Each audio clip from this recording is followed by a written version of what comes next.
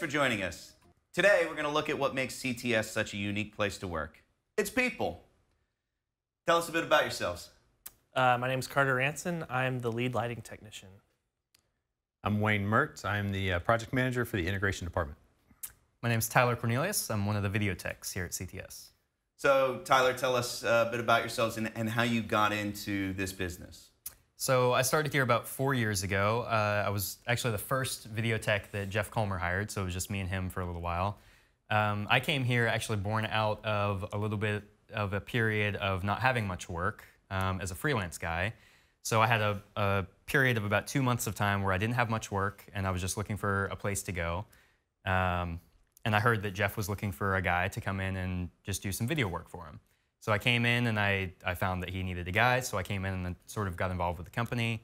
And through that, I ended up picking up the full-time job. And after being involved with CTS for a little while, I found that this was a place that I really kind of wanted to put down roots. So after I got my foot in the door here, I realized that this was a place that wasn't just worth coming to, it was kind of a place worth staying at. Wayne? I started as a kid, actually, watching my dad run sound at our church. And Audio guy. I know. Audio guy. So I've got a very mixed background in the production world. So I did start as an audio guy and went to school for recording industry and realized really quickly I was not made to be in a studio in a dark room listening to the same song over and over and over again. And so after I graduated, I started applying to some audio companies, and nobody hired me. And I applied to a single lighting company, and they put me on a crew the next week. So I became a lighting guy and kind of shifted and did that for many years on the freelance world, stagehand work before getting hired on the company full-time, doing lighting for 10 years at Delta Stage Lighting. Woo! And then came here when I was, 3 years ago. 3 years ago. Carter, that sort of segues into you a little It bit. does. So I started doing lighting stuff. I mean, I've kind of been doing it as long as I can remember. My dad owned Delta Stage Lighting, so he would bring me to work with him and doing shows and like during the summer and stuff. So I got interested in it and kind of developed a passion for it. So that's kind of how I got into it. Found out about you guys because we worked together a lot on a lot of different shows and tours, and so I've worked with you guys with freelance back when I was doing freelance LD stuff and at Delta, so just love working with you guys. So I think it's an easy softball question then for you next, is like sort of who have you learned the most from and who do you admire most in the industry? Oh gosh. The top of that list would be my dad for sure. He taught me a lot and really explained to me like how important it is that lighting be used to help communicate a message, which fits in with like CTS's whole purpose for existing. Other people that I've learned from would be like Greg Persinger, Chad Landers, Tony Franson. All of those guys are just wicked brilliant. Oh, also this guy. Learned a lot from this guy. What about you, Wayne? Well, mine kind of segues back too. Tim gave me my first opportunity and really grew me from just a shop guy to, they're grooming me to kind of ease Tim's load in the install and service department when the stroke happened, and then quickly got thrust into kind of running that whole side of that company. Yep. Which, just the way that Tim could look at the most mundane thing and then throw some light on it, and it just looks made amazing. Driving down the road and seeing just a bunch of sticks on the side of the road, and he's like, you know what, if I took those and I stood them up on end and I throw some light on it, it's going to be this awesome stage set. And so just his creativity, his technical knowledge in the system has always just stood out. And then too, just his perseverance, with the medical illness, and continuing to fight and continuing to try to find ways to be creative is, inspirational. Yeah. Yeah. Tyler? So I will forever say that I peaked very early in my career because when I first moved to town, my first tour was the VeggieTales Live tour. So that was the top of my career. I don't think I'll ever hit a bigger one than that. But the very first guy who brought me out on that show was a guy named David Judy, and I really hope that he sees this because he invested so much in me early on. So I really have to give a shout out to him and say that he taught me so much about what it means to, as you climb up in this industry, how important it is to recognize other people who want to come up in this industry and how important it is to take what you have learned and reinvest it in the education and then the investment in other people who are trying to do what you do and who see how important it is to move the room and how important it is to invest in these events where you see people who are coming to know the Lord and who are coming to learn all of this amazing content that we help produce. And it's just so important to be able to have this platform that we have, that when we can reinvest it into people who are trying to come up through the ranks again. I mean, the most important question that comes out of that probably is, how do you mic a tomato? How do you mic a tomato? More importantly for me, I was a lighting guy at the time, so how do you light a tomato? Oh, so you couldn't put certain colors on them because then he looks purple, and so it was a big ordeal. Life lessons, right? Yeah. So tell me why you'd want to, what made you want to come work for CTS? So initially it was, I kind of alluded to this earlier, initially it really was for me just, I was in a dead season and I kind of needed work, and I heard that there was this guy named Jeff Culmer who needed some video guys who needed some video work. So initially for me it really was just, man, I'm kind of strapped for work and I need a place to go. So that kind of turned into, for me, I need some work, and then wanting to work for CTS turned into wanting to stay at CTS. So that was the transition that happened for me. I needed a place to go, I needed some work, and then once I was here, I realized, oh, this is a place that I wanted to stay at. This was a place where I wanted to put down roots at. I can remember that pretty vividly. I remember when I was like 24 and I had a job, and it was just a job, right? And I remember when it turned into a full-time career. And I remember that like change in my mind as to like, oh wow, I really want to be here and I really want to pour myself into this, but I also am appreciating like what I get back from this. Right. You know, what about you? So I worked with you guys on the production side for a number of years, and always appreciated the guys that we got to work with, the people here at CTS, their attention to detail and quality. And it was probably one of the hardest decisions I've made, just working for a great company and a great family. But I knew I needed that next step to push myself towards just getting, sorry. Yeah. You're making me look through Carter here. I know. Talking about one of the hardest decisions of my life. Sure. So. And that's what makes it real. I know, right? I'm going to cry by the end of this probably. My gosh, I didn't know we were going to go so Yeah. far into the Delta connection, I know, but yeah, I guess I should have thought about that. Yeah. Well, there's an awesome history that's there, like Tim and my father and the companies, and then all the work that we did together. Yeah. And then how we got to bring together a lot of the people that were part of Delta over to this side. It's been pretty cool.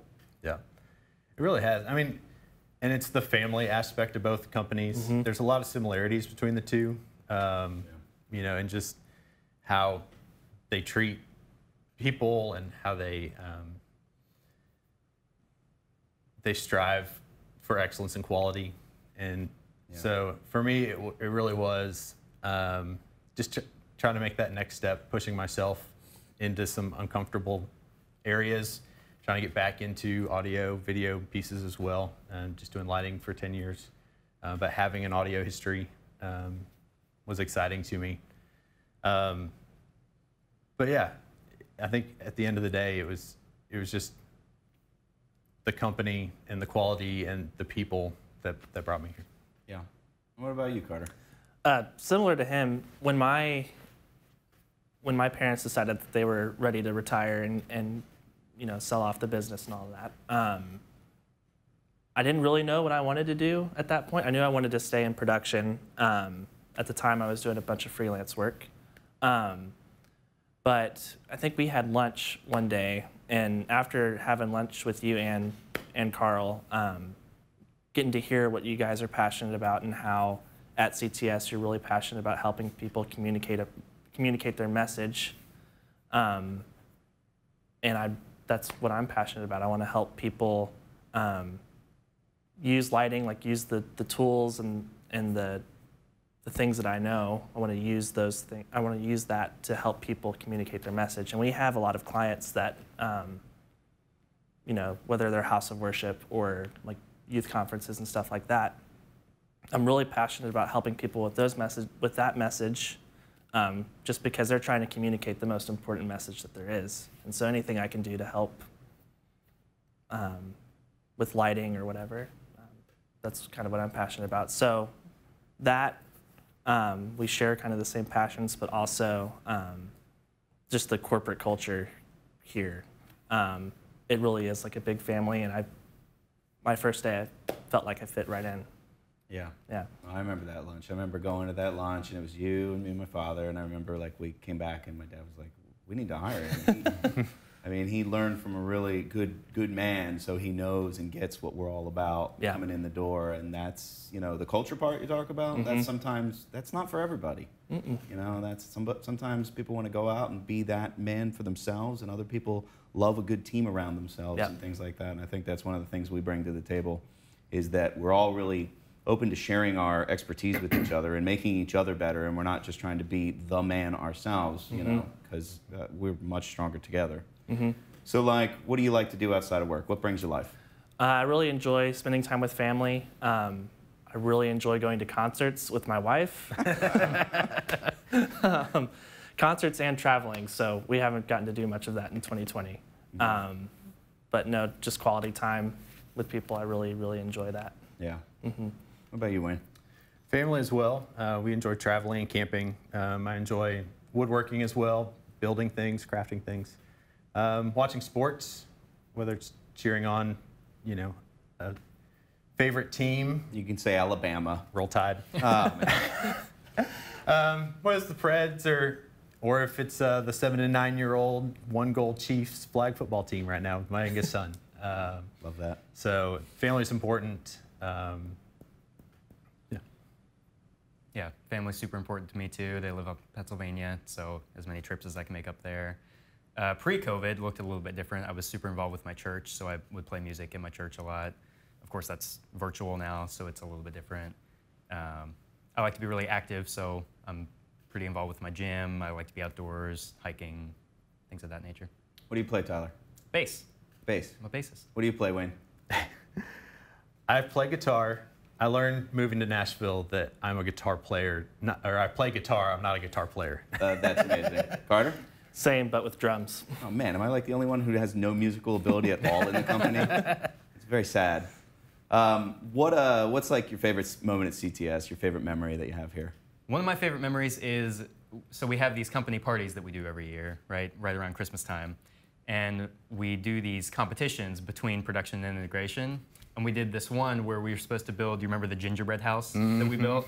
So it was production did one and integration did one, and production did ours on top of an LED tile. Yeah. We had this brilliant idea where we took the LED tile and we turned the test pattern on, so we had this like glowing setup. You're saying brilliant idea. Was that your idea? It was my idea. Okay. It was totally I just my wanted to idea. be really clear It was with that. totally my idea. So we had this glowing like base for it, and we had all of these cam lock ends that we used for Christmas trees around it. And of course ours won, so I thought it was a great idea. Yeah. And what's the punishment for last place? I forget what the punishment was. It the sweaters? Oh, it's the ugly sweaters. Yeah, you And have the to hot take a dog picture one. in the Ugly sweater photo contest, right? Yeah. That was a great one. What's your favorite memory here? Honestly, it's competitions as well, but mine was the chair race where I feel like we were a little sabotaged. Gage just left our department, but he's the one that put the wheels on the chair. I'm not saying wow. anything, but you know, ours just had a little equipment failure coming around turn number 2. So You guys went around the corner and then we didn't see you again. I know, right? We had to use a dolly. It to got dark. get us back. So it was a little rough. Carter? Do I have immunity? Do you have immunity into whatever story you share? Yeah. Oh, yeah. Okay. Yes. Okay. It's not. Absolutely. It sounds like it's worse than it actually is. Me and a few people who will remain nameless had a big Nerf battle in the shop next door one day when you and Jeff and Carl were gone. Oh, wow. Yeah. We encourage that. That's Okay, team great. building right there. We got work done that day, but I called one of the guys that works over here because I needed help fixing a light, and then on his way over, I looked at the other guys in the shop, and we were Attack. like, you know what would be funny is if we, set up bunkers with road cases and stuff. And so we totally I love ambushed that. them. It was great. That's cooler than a trust fall. Trust fall, not trust fall. Trust fall's really bad. Really bad. Really bad thing. What are you most proud of about what you get to be a part of? Oh, goodness. Well, I really am proud of how quickly we've been able to adapt to this year and this season. I feel like we've come up with solutions to really help our clients, whether it's corporate or like corporate stuff in the studio, or if we're doing live stream concerts or having comedians next door, just having a place where people can still hold their events. I'm happy that we kind of shifted to that earlier on this year. I think I'm most proud of our team's flexibility, because it's been a really uncertain time and things are changing every 3 to 6 days. And everybody's been really accommodating with their schedules. And God bless all your family members and wives that have just allowed you to be that flexible. So I mean, that's been pretty tremendous. For me, I think it's the teamwork that we have when we kind of get to an end of a project, and we can kind of look back and see, from the design for a client to the implementation to the post-sales aspects of the job. We can kind of see how we tailored that specifically to that client to meet their needs so they can move the room and reach their people. Just the way that we all kind of work together, and even across departments. Tyler's been out on some installs with us. Trent and some of the other production guys, them coming out and lending a hand, especially during the COVID time as well, to get these jobs taken care of. Yeah.